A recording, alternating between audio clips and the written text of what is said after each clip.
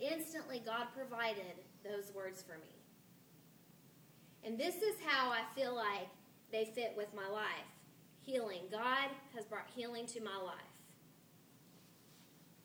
The very worst thing that I've ever done in my entire life, I have received forgiveness and healing.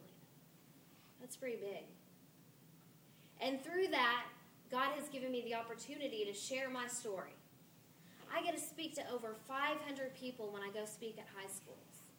I actually got to go back to Mustang High School and share my testimony and my story with all those kids. And even some of the teachers that were there came up and just said, Nancy, we're so proud of you. So through that opportunity has become purpose. Everyone in life wants to know what their purpose is, what their God-given reason is that they are here on this earth, their purpose. And no, my life didn't end up the way I really wanted it to. This is one class a month for you, or one class one time in your whole entire life. This is every day of my life. It's been 13 years since my car accident, and I have thought about it every single day. Of his family, of what I robbed him of my own children, every day. But God still said, Nancy, this is not going to keep you from going, because I have a purpose for your life. And when you find your purpose, God gives you excitement that you will never find elsewhere. Drugs and alcohol don't even touch the pure excitement you get when your life is on the right course. I went to a seminar recently, and it said, if fear and worry in your life is a bigger motivator to you than the peace and love of God, there is an issue in your life. Fear and worry were my motivators. Fear of rejection, fear of not being liked, fear of not being good enough. But I can stand here today and tell you that I don't have those fears anymore. Honestly, I hate public speaking. It's like up there with fear of death, you know what I mean? My mouth gets all dry. I get all nervous when I share and speak, and I don't like to do it. But I don't even worry about it anymore. You know why? Because I feel like it's my story. It's not me that I'm sharing. It's my story. Take me out of the picture. There's still hope. There's still a purpose for your life. And God has truly convinced me that He has designed me to do His will on this earth. And when you know that, and when you're doing what you feel like you're called to do, there is no peace like it. Ever. Like I said, when God brought me that message about hope, I was going to speak to that sorority group. And when I went there, I always bring this with me because the anchor is really a symbol of hope. Even at 31 years old, I have to stay grounded in my beliefs and my morals and my values, because you all know what world we live in. So this is just kind of a visual of really what hope is like. You have to stay grounded. And so I talked about that, and I was telling these girls that one of these days I'm going to get an anchor tattoo because they're so cute, and it means hope, and it means my life story, and so I want to get that. And so I went on and I finished, and I had these girls come up to me after, and this one girl came up to me and she said, I have an anchor tattoo. And I was like, oh my God, let me see it. And it was right here on her wrist. I was like, what made you get an anchor tattoo? And she said, look real closely on my wrist. And so I held her little wrist in my arm, and I saw the scars where she used to be a cutter. And she said, I wanted to get it tattooed over those scars because I wanted to remember that even though I have these scars, I now have hope. That's what I'm talking about. Somebody uses the hurt in their life to bless someone else. I mean, she had no idea what her 2-minute testimony to me meant. That where there's scars and where there's hurt and where you've made the wrong choice, there is always an opportunity to do something different. My pastor was preaching yesterday, and he said, everything you say and do can either build someone up or tear someone down. Everything you say and do can either build someone up or tear someone down.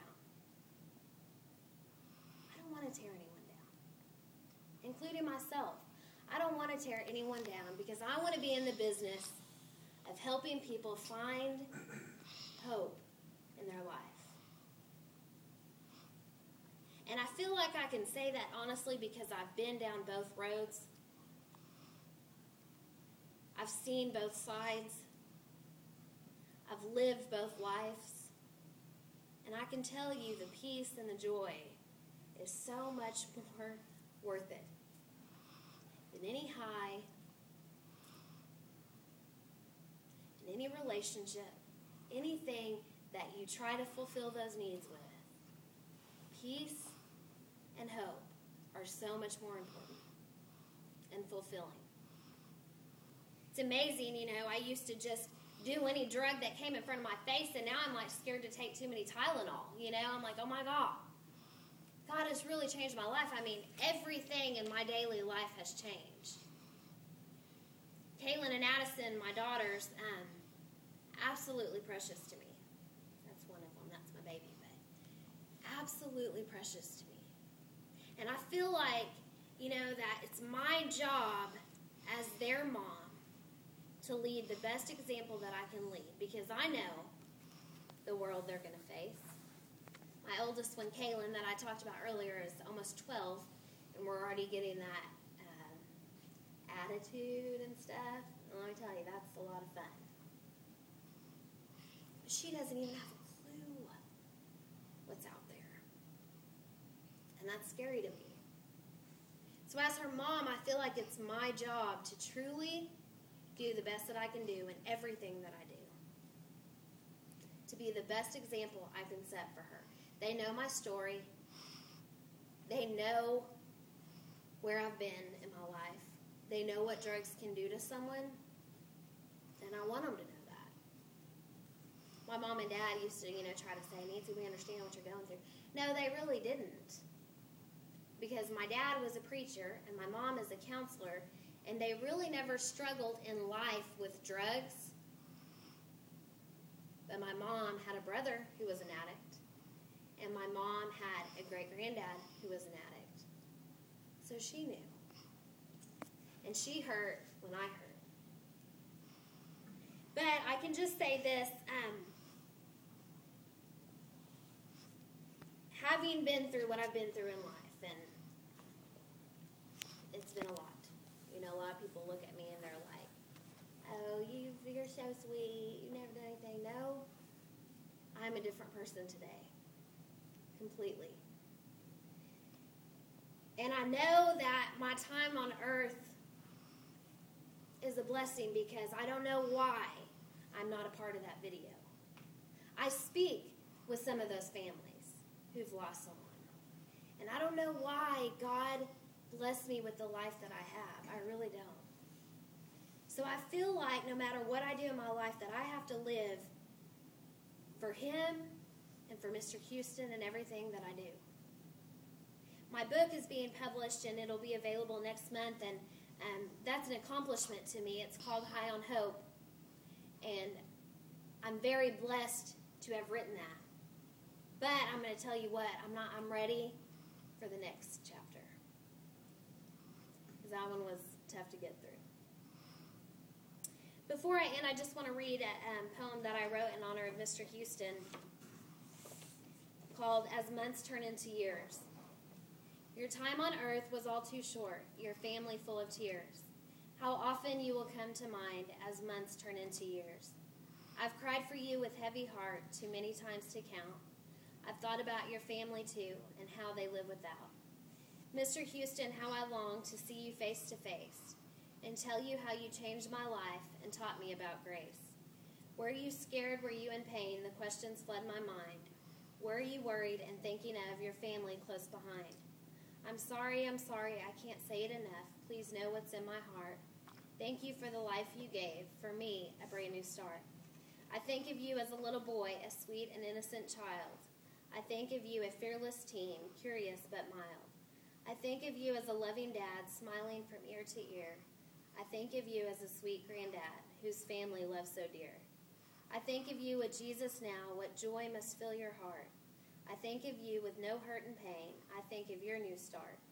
I think of what you've done for me, and it blesses me each day. The sacrifice you made for me, help me find my way. I know I don't deserve this life. It should have been me, not you. But I promise to live for both of us in everything I do. Thank you.